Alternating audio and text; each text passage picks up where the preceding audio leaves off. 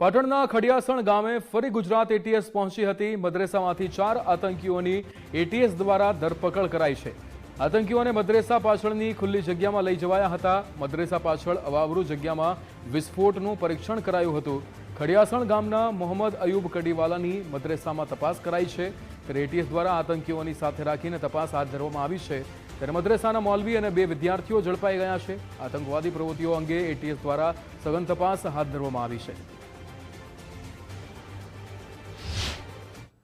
गुजरात एटीएसे जे रीते पाटण जिल्लाના અંદર ધામા નાખ્યા હતા અને ત્યારબાદ જે 13 જેટલા જે આતંકવાદીઓ હતા તેને પકડવામાં આવ્યા હતા। તમે દ્રશ્યમાં દેખી શકો છો જે રીતે સિદ્ધપુર તાલુકાના ખડિયાસણ ગામમાં આવેલો જે મદ્રેસો છે તેના મદ્રેસાના પાછળની ભાગે જે છે તે તમામ જે છે આરોપી છે તેમને લઈને આવવામાં આવે છે। તે તમામ જે જગ્યાએ જે બોમ્બ બનાવવાની જે કામગીરીનો જે ઘટસ્ફોટ થયો હતો ને જે જગ્યા છે તે જગ્યા અવાવરૂ જગ્યા તેનું હાલ તો ચેકિંગ કરવામાં આવી રહ્યું છે। ખાસ કરીને જે એક મહત્વનો જે મોહમ્મદ અયુબ જે કડીવાલ છે જે ખાસ કરીને આ જ મદ્રસામાં ભણતો હતો ને ત્યારબાદ તેના પાછળની જે અવાવરૂ જગ્યા જે છે અવાવરૂ જગ્યાએ જે બોમ્બનું જે કહી શકાય કે જે ડિસ્પોઝ કરવામાં આવતું હતું ત્યારબાદના જે તેના અવશેષો હતા તે અવશેષો તમામ અવશેષો છે તે આ જગ્યા પરથી મળવામાં આવ્યા હતા અને ત્યારબાદ કહી શકાય કે આજે એટીએસની તમામ જે ટીમ છે ટીમ આજે તે અવાવરૂ જગ્યાએ પહોંચી છે અને ત્યાં હાલ છાનબીન કરી રહી છે।